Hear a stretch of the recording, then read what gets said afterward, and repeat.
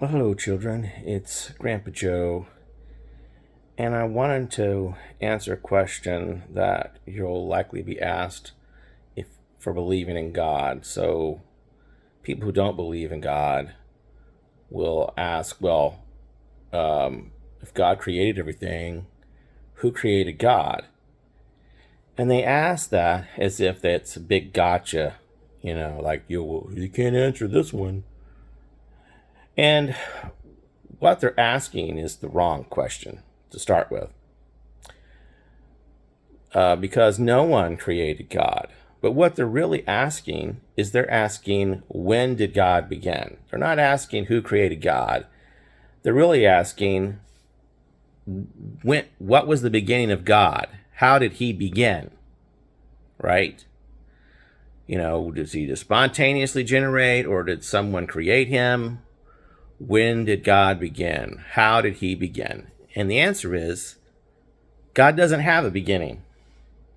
He doesn't have a beginning. He doesn't have an ending.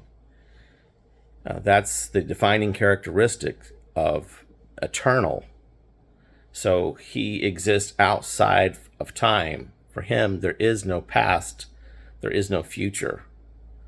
Okay? He exists. It says in the Bible that he's the great I am. In other words, he exists. He is existence. Everything that exists through him, and he exists for eternity. He's infinite. So if you study the concept of infinity doesn't have a beginning, it doesn't have an end. So neither does God. So it's hard for people to understand that because we exist within time. We have a beginning, we have an end, and that's how we understand life and natural processes. But God exists outside of that. He created time for us. The first book in the Bible, in the beginning. Well, beginning of what? Beginning of God? No, the beginning of time itself.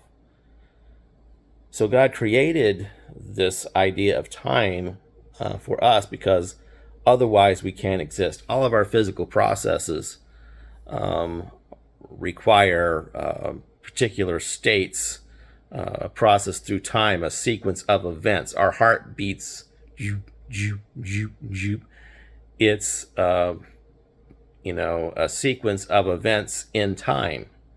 So without time, we wouldn't be able to exist. Our physical form would, fall apart, basically. So, to answer that question, no one created God. God has always existed and will always exist.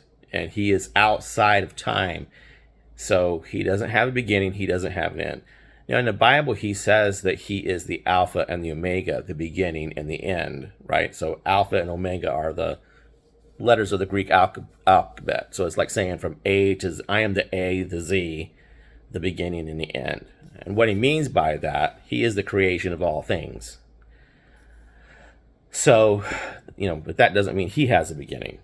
He begins things, he ends things, but he himself sets outside of time and is not affected by it.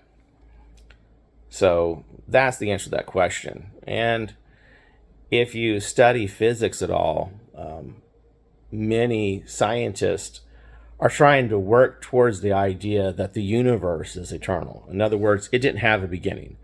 Like they don't like the idea of the Big Bang, because that kind of leads to the notion that something created the universe, right? That there was nothing, and then there was this Big Bang, and everything came into existence. And that sounds like creation, and they don't like the idea of creation.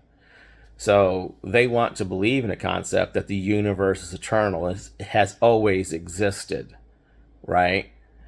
Without knowing that they're basically answering their own question about creation, and that this concept of eternal, an entity without a beginning or end. So they're getting closer to the truth of God by trying to prove that he doesn't exist.